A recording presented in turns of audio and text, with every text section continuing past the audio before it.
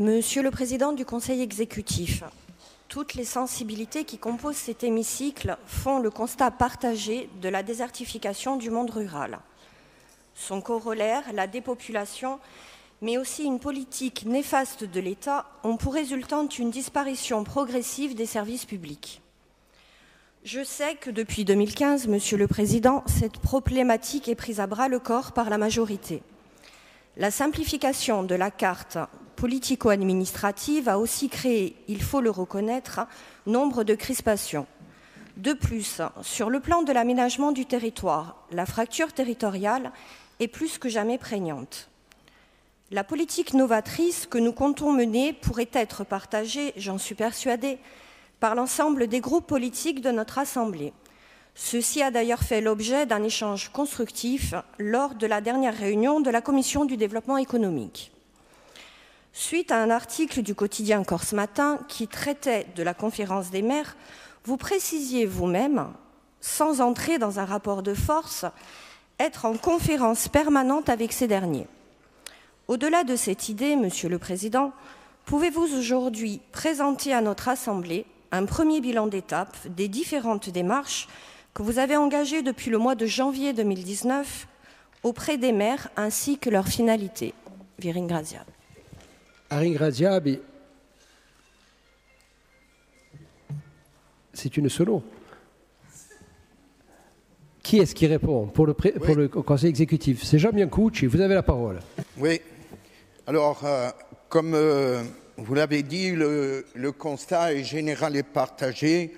Chaque année, le déséquilibre entre le monde rural, le périurbain et l'urbain s'accroît. On assiste au même moment à un désengagement de l'État et à la disparition de bon nombre de postes et de services. Pour ce qui concerne notre majorité, à partir de janvier 2016, une nouvelle approche des réalités territoriales a été mise en place, délibération de janvier 2017, et une approche transversale au niveau des communes, à la fois sur l'infra et le supra. J'en veux pour preuve la mise en place d'une politique forte de la montagne avec des moyens financiers conséquents, notamment des aides plus ciblées en direction des communes. En effet, une des problématiques pour la CDC, c'est la mise en œuvre efficace de ces politiques publiques. Cet objectif ne peut être atteint que si une relation vertueuse avec l'ensemble des acteurs du bloc communal n'est pas maintenue et développée. Pour ce qui concerne ma délégation, j'ai décidé de mettre rapidement en place deux démarches. La méthode est simple. Il faut accompagner, assurer le suivi et bien entendu l'évaluation des politiques publiques mises en œuvre. La première consiste en une cinquantaine de réunions sur le terrain au plus près des maires. La seconde, plus large, consiste en la mise en œuvre d'une délibération de l'Assemblée de Corse du 27 janvier 2016.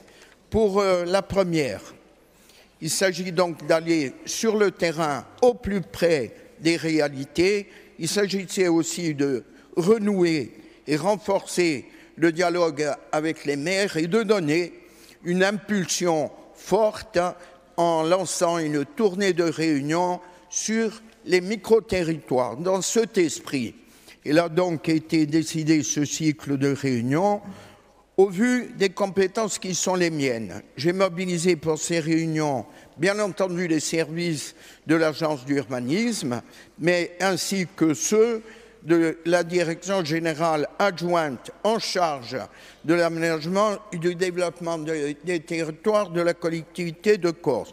Nous avons mené aujourd'hui 18 réunions et rencontré plus de 150 maires.